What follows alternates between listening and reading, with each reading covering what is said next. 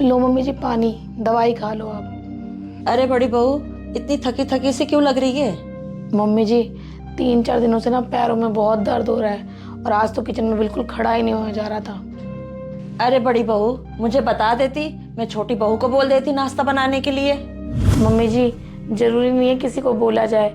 इसने मुझे किचन में आज खड़े हुए देखा भी था और इसे लग रहा था कि मेरी तबीयत खराब है, पर इसने एक बार भी नहीं बोला कि लाओ भाभी आज का नाश्ता मैं बना देती हूँ। अरे छोटी बहू, ये मैं क्या सुन रही हूँ? भाभी, अगर आप मुझे कुछ बताओगे तभी तो मुझे कुछ पता चलेगा। आप मुझे बोल देते आपकी तबीयत खराब थी, आपके पैरों में दर्द था, मैं नाश्ता बना देती। बड़ी बहू, जब तेरी तबीयत खराब थी तो इसमें बारी वाली बात कहाँ से आ गई? मैंने तुम दोनों को ना काम बराबर बांटे हैं, लेकिन तुम दोनों में से किसी एक की तबीयत खराब हो जाए तो मुझे बता दिया करो, मैं उसके हिस्से का काम कर लिया करूंगी। मम्मी जी इसकी शादी से पहले भी तो मैं सारे घर के काम अकेले ही करती थी। तब मैं सोचती थी कि मेरी देवरानी आ जाएगी तो मुझे थोड़ा आराम मिल जाएगा, लेकिन अब तो उल्टा मेरा और काम बढ़ गया है। क्या मतलब भाभी? मेरे आने से आपका काम और बढ़ गया? मैं आपके कहने का मतलब नहीं समझी। वैसे एक बात मैं आपको भी बता दूं, मैं ना अपने हिस्से के सारे काम करती हूँ, चाहे मेरी तबीयत खराब भी हो या नहीं भी हो। मैं कोई बहाने नहीं मारती हूँ आपकी तरह। क्या तुझे लगता है मैं बहाने बनाती हूँ? देखा मम्मी जी, इसको यही लगता है कि मैं बहाने बनाती हूँ। माना कि मेरी तबीयत खराब है, पर मैंने इसको कौन सा बोल दिया कि तू मेरे हिस्से के काम कर ले। छोटी बहू, बड़ी बहू कोई बहाने नहीं मार रही है, इसके पैरों में दर्द रहता है और मैं कौन सा इसके हिस्से का काम करने दूंगी तुझे? छोटी बहू, हारी बीमारी तो सबके साथ लगी रहती है।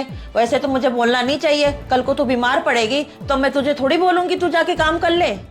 मम्मी जी, वैसे ये छोटी सी बात को ना यूं ही इतना खींचा जा रहा है। मैं तो बस भाभी जी को इतना ही कहना चाह रही हूँ, अगर इनको कोई तकलीफ थी तो ये डायरेक्ट मुझे आकर बोलती। ये तो यही बात हुई आपके सामने मेरी इमेज गिराने वाली। अब मम्मी जी आप तो यही सोचोगे ना मैं कितनी निर्दयी हूँ, क्या इमेज रह गई मेरी आपके सामने? डॉली, मैं कोई तुम्हारी इमेज मम्मी के सामने खराब नहीं कर रही, बल्कि तुम्हारे आने के बाद मेरी ही इमेज डाउन हुई है। क्या भाभी, मेरे आने से आपकी इमेज डाउन हो गई है? हाँ मैं बिल्कुल सही कह रही हूँ, तुम्हारे आने के बाद ही मेरी इमेज डाउन हुई है। पहले मम्मी जी ना मेरा नाम लेते थकती नहीं थी, सारे दिन दीपिका दीपिका बोलती रहती थी, पर जब से तुम आई हो ना मम्मी मुझे पूछती भी नहीं है।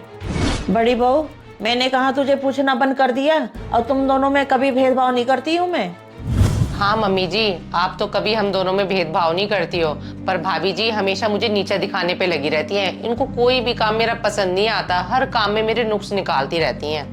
डॉली, मैं कभी भी तुम्हारे काम में कोई नुक्स नहीं निकालती हूँ, बल्कि बड़े होने के नाते ना मैं तुम्हें काम करने का सही तरीका समझाती हूँ। भाभी, आपको मुझे घर के काम समझाने की कोई जरूरत नहीं है, अभी मम्मी जी हैं मुझे घर के काम समझाने के लिए। अरे तुम दोनों एक दूसरे से क्यों इतना बहस करती हो? मिलजुल के क्यों नहीं रहती हो? जो गलती मैंने की है तुम दोनों क्यों कर रही हो? तुम्हें पता है, जब मैं दुल्हन बन के आई थी ना, हमारा भी बहुत बड़ा परिवार होता था और परिवार में ना सब लोग मिलजुल के रहते थे।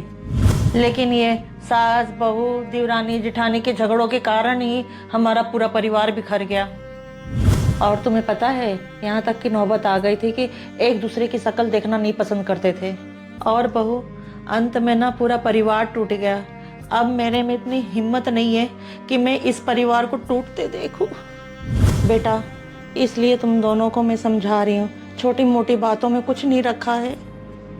बेटा, बस मैं तो यही चाहती हूँ तुम दोनों ना बहनों की तरह रहा करो, क्योंकि परिवार के बिना इंसान की जिंदगी ना अधूरी है। केवल परिवार ही होता है जो सबके ठुकराने के बाद भी हमें अपना लेता है। मम्मी जी आप बिल्कुल ठीक कह रहे हो, ये छोटी मोटी नोकझोंक ही एक दिन बड़ी लड़ाई का रूप ले लेती है। हाँ बहू, ये छोटी मोटी नोक झोंक में और एक दूसरे को नीचा दिखाने में कुछ नहीं रखा है।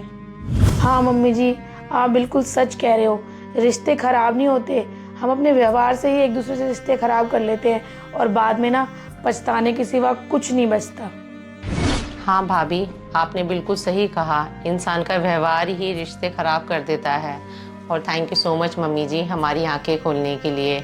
आज मुझे एक बात समझ आ गई, इंसान का हंसता खेलता परिवार ही उसकी सबसे बड़ी ताकत होता है।